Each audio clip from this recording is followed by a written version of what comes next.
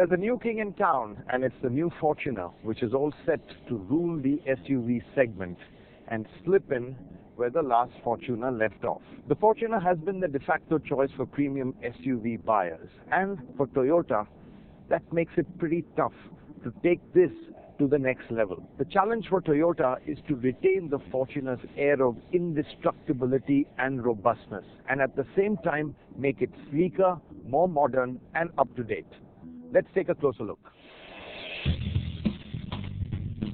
What Toyota has done quite nicely is retain the Fortuner's DNA in a pretty modern avatar.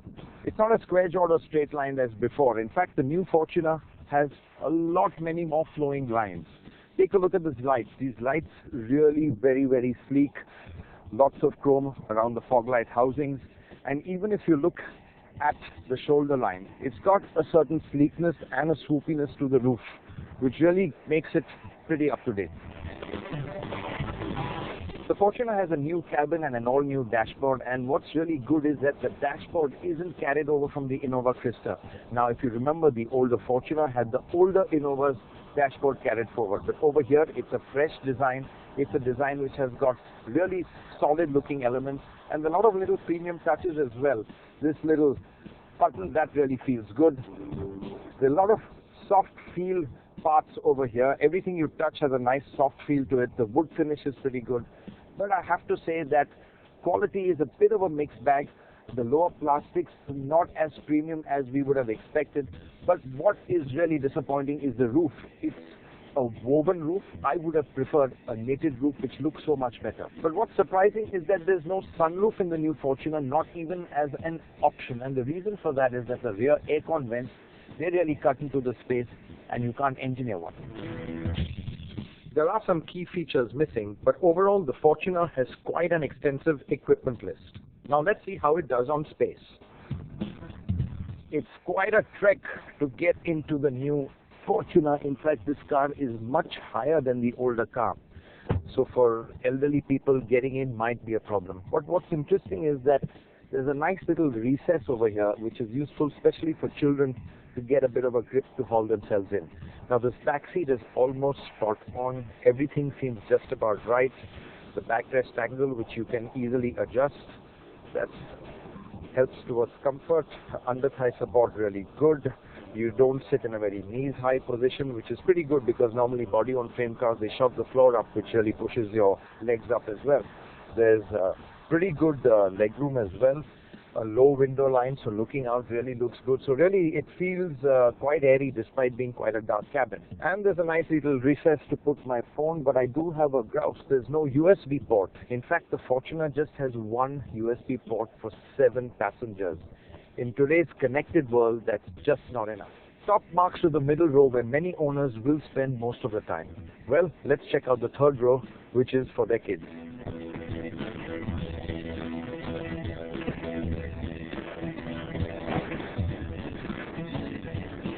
The ease with which you can tumble this seat forward, I think this is really one of the best features of the new Fortuner.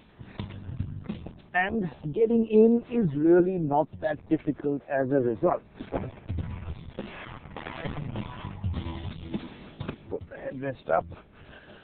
Well, as I said, this place is best for kids, but even for adults, it's not too bad at a pinch. And there's decent leg room. You can recline the seat if there's not too much luggage at the back and find a sort of comfy position. The seat, it's a little bit more generous, and you do get dedicated aircon vents, so really this place isn't as much of a punishment as I thought. Now you saw the middle row seat and the way it tumbled with just one tug of a lever. Well, the convenience carries forward to the third row as well.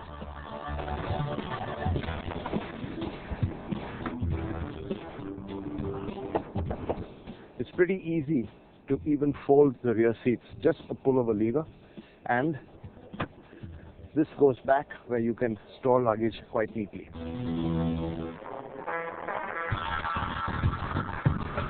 So let's get the show on the road, but first let's have a look at what's under the hood. Now this new Fortuner, it comes with two engine options, a 166 horsepower 2.7 liter petrol and a 177 2.8 diesel. Obviously it's the diesel which we're going to focus on, and within the diesel there's a 6-speed manual and a 6-speed automatic.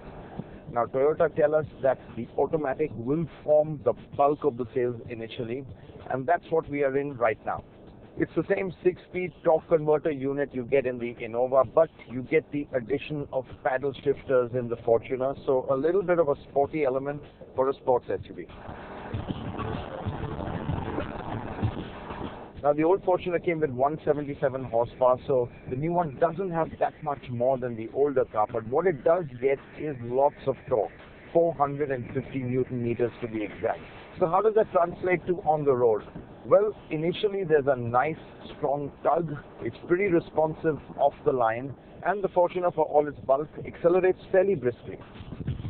Now this diesel engine is pretty smooth and refined when you're driving it in a relaxed manner, but push your foot down and it does make itself heard. And once you're past 3,500 RPM, the motor does get pretty noisy. So it's best to use the top end of the power band or rev the engine hard only if you have to. After having a good run in the automatic, it was time to jump into the manual.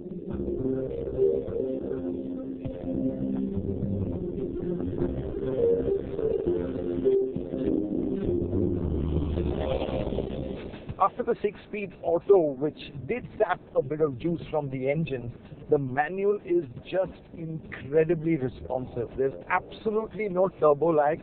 Just tap the throttle and it just lunges forward. I put it into power mode for optimum performance, and I can tell you that the Fortuner is just rushing up this hill like a mountain goat. There's this nice lusty surge of torque.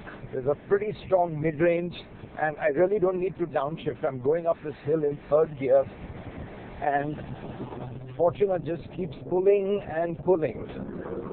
For someone who enjoys driving, the 6-speed manual transmission Fortuner is the one to go for. The gear shift isn't feather light, but it's smooth enough, and above all it's pretty accurate, so slotting in the gears is really quite easy. You can use the Fortuner in 3 modes: power, normal and eco. Whilst power is good for an energetic drive, you can slip into a leisurely pace with normal mode, or tighten your wallet with eco mode. Switching to normal mode, which is the default setting, does take a little edge of performance away, but it's still good enough. It's only when you switch to eco mode that you do find a significant drop in performance. But this mode is the one to use if you want to stretch that liter of diesel. But let's move back from saving bucks to the pleasure of driving. So whilst the automatic is the obvious choice if you want convenience and you're going to be driving a bit in the city, my pick really is the manual, purely because of how responsive the engine feels. And to further make driving the manual Fortuner that much more fun is this other mode called IMT. Now what IMT does, it really matches the revs when you shift down. So it's a bit like automatic heel and toeing. So when you downshift, the throttle gives a little blip to match the revs. So it makes you feel like a rally driver, and the gear shifts are smoother too. After a quick spin in the manual, it was back to going clutchless with the automatic.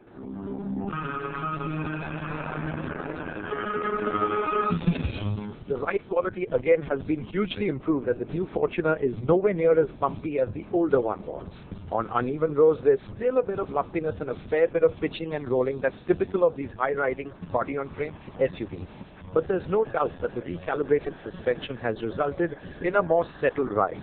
Where the Fortuner works best is on really bad sections, where it just seems to glide through larger holes and deeper ruts. In fact, the worse the surface gets, the more the Fortuner shines. But with all that bulk and weight, how does it handle? This is a big car, this is a very heavy car, this is a very tall car, so the laws of physics don't really favor you. But I have to say that the Fortuner isn't as unwieldy or as cumbersome as I thought it would be in the hills. You can actually chuck it around quite easily. It gives you a lot of confidence. The steering, it's a hydraulic steering, so it does feel a little wooden, does feel a touch weighty, but really in actually a nice way. It doesn't have that artificialness of an EPS. It isn't absolutely razor sharp, but you don't expect it to be in such a heavy SUV. But there's a nice amount of feedback that just tells you what the road is doing. And above all, you get a lot of confidence driving this car at high speeds, or frankly, even in corners. Now, a big change with the new Fortuner is that it comes with a selectable two-wheel drive option. Of course, there's four-wheel drive and four-wheel low, which can easily be selected by this knob over here. Now, the older Fortuner, it was a permanent four-wheel drive, but what Toyota found is that a lot of their customers really never needed four-wheel drive all the time. In fact, about 95% of them were fine with just two-wheel drive. So that's why this option over here, which gives you two-wheel drive, makes a lot of sense. Now, what that means is you don't have the frictional losses of the front wheels being constantly driven, and it's a smoother and a more fuel-efficient ride.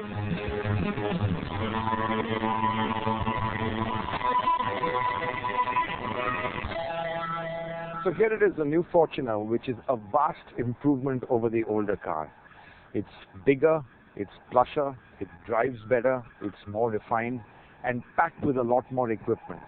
Now, the Fortuner hasn't always been the best value for money, and in the case of the new Fortuner, this car is expensive too. But what you do get is a certain peace of mind, and the fact that when you buy one, you just can't go wrong with it. If there's one SUV that can probably outlive its owners, it's this one.